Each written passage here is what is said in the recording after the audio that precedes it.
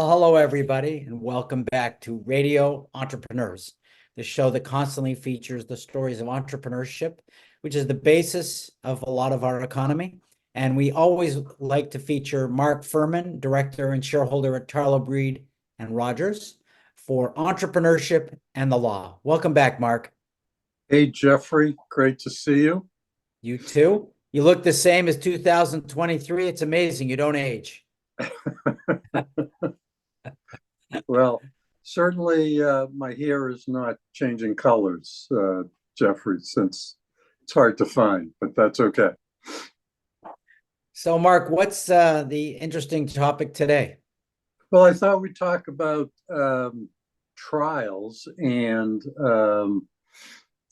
how one should act in a trial. Let's assume for a second that you're involved in a case as a business owner, and it's reached the point that it's actually going to trial.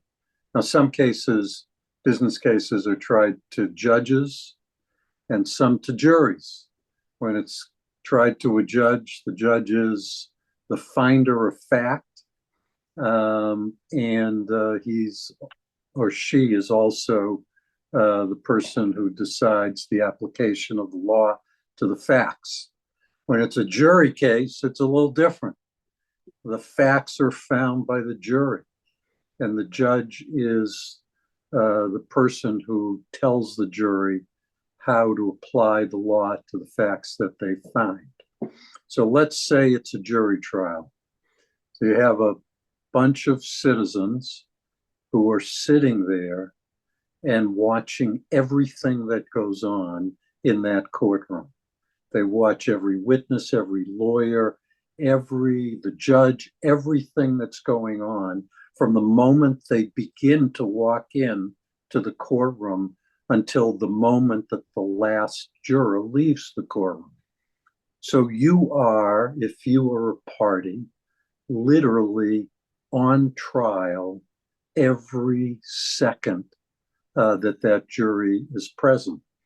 And they're watching effectively a movie, a play, a show, where they're going to decide who wins and who loses. So the way you present yourself, not only when you're testifying, but all the time that the jury is present, is critically important. Do you make snide comments? Do you have facial expressions?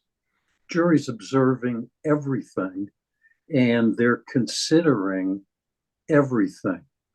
I think most lawyers would advise a client when an adverse party is testifying to keep their mouth shut and not to make comments, not to make snide remarks, not to engage in the eye rolling or other facial expressions, and just sit there knowing that the jury's going to be looking at you, and take the proceedings seriously, because it's very serious. The power of the jury is vast, and it's really important that you conduct yourself in a respectful way. These are people who are not allowed to go about their life for the period of the trial.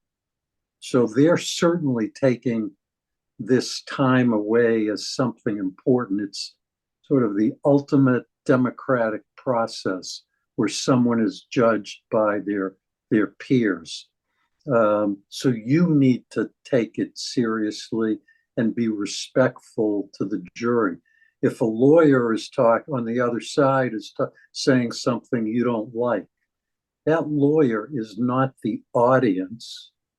The audience for everything you do is the jury, the judge, And so you need to conduct yourself appropriately. And I think no lawyer would advise a client to literally walk out of a courtroom in the middle of a trial, whether it's opening statements, closing statements, witness testimony.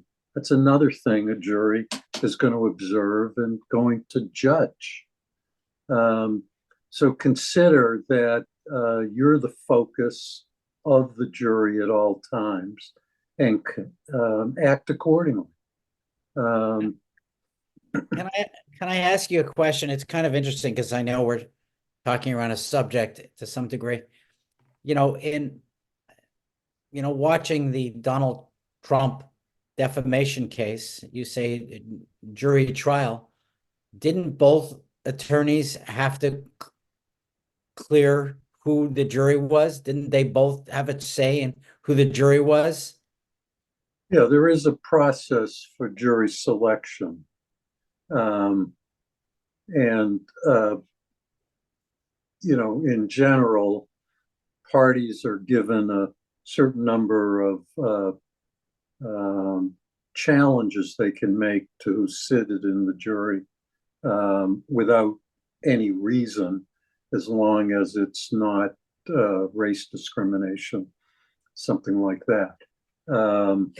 And then there are the right to seek to remove prospective jurors on the grounds of cause.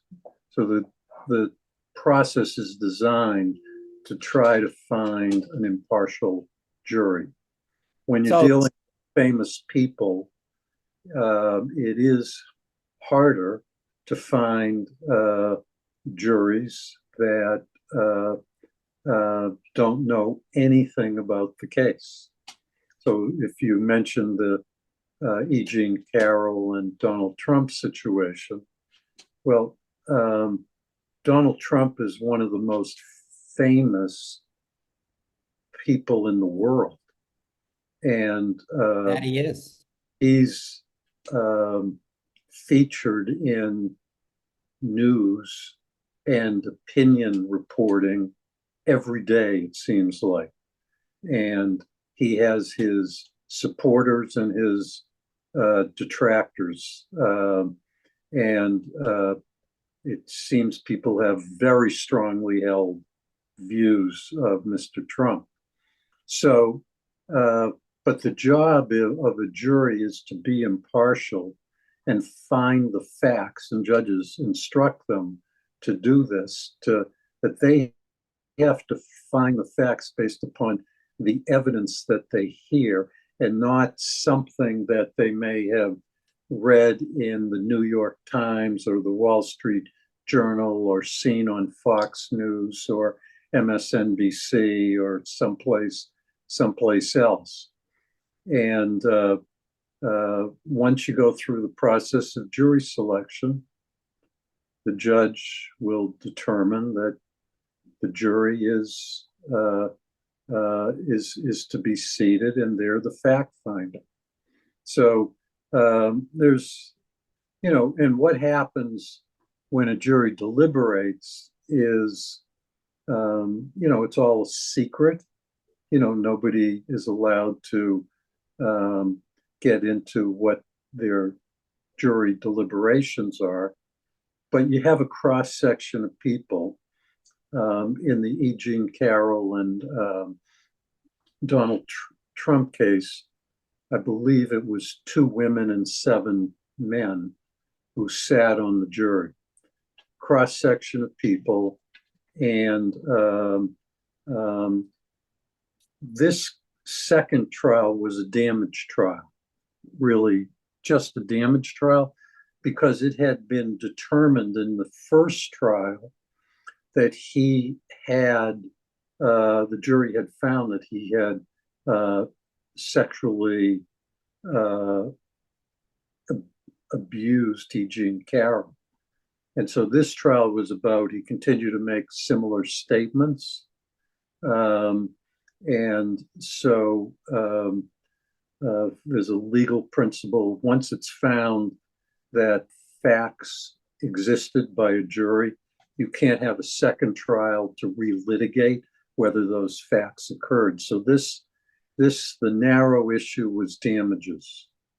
And so very large judgment against the former president, but it was the judgment of these 9 individuals, and we'll see what happens on appeal. A big chunk of it was punitive damages, and I think it's about 16 million in compensatory damages, something like that, and the rest in punitive damages. But my point, I was going to just say, my point for the morning is how you act in a courtroom matters to judges. It matters to juries. And it's not like people aren't watching. So keep that in mind, that this is a solemn process.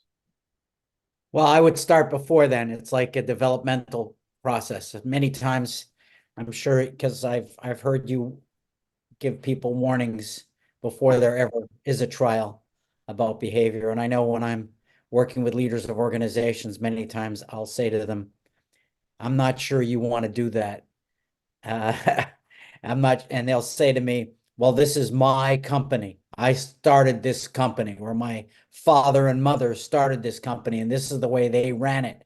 This is the way I want to run it. And I go, well, you're not working in isolation from the law. It's not your kingdom. You cannot chop off everybody's heads. There are repercussions to your behavior. And I think it starts with entrepreneurs understanding that they have rules that they need to follow, just like employees. And if you go too far over the line, it can catch up to you. Well, if you're a private business owner, you are, the buck stops with you generally, unless, some regulatory matter comes up, or, you're in a lawsuit. But when you're in a lawsuit, you're not the decider anymore. It's out of your control. And if you're used to being in control of decision-making, it's difficult to have no control. I mean, I think one of the reasons that a high percentage of cases settle is because you get to control the outcome, even though you may be unhappy with the outcome. But it's private when you can settle. But it is private, and you can negotiate for confidentiality provisions, non-disparagement provisions, and you control your downside if you're the defendant in a case.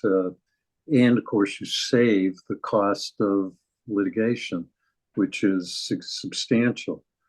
So, but if you are going to let someone else decide, it is literally out of your control, the ultimate decision. So the best you can hope for is, with the help of counsel, control what you can control, which is making sure that you're well represented, making sure that your facts that are helpful and the legal arguments in your favor are being made, and not doing anything in the trial itself that's going to be a turnoff for any judge or any jury. Well, you spent your career in the realm in the realm of being in courtrooms, and you understand the importance of staying out of the courtroom. And I think that's the important message to people. The people who spend their career in courtrooms try to convince people that's not the way they want to solve their problems. It's a last-ditch effort. And Mark, reminding people that you do work in this area, in this realm, and you are at Tarlow, Breed, Hart, and Rodgers, how would people find you? Best way to reach me is by email, mfurman, Furman, at tbhr-law.com. Great. And remind everybody, for 2024, we'll be seeing Mark every week or almost every week on Radio Entrepreneurs.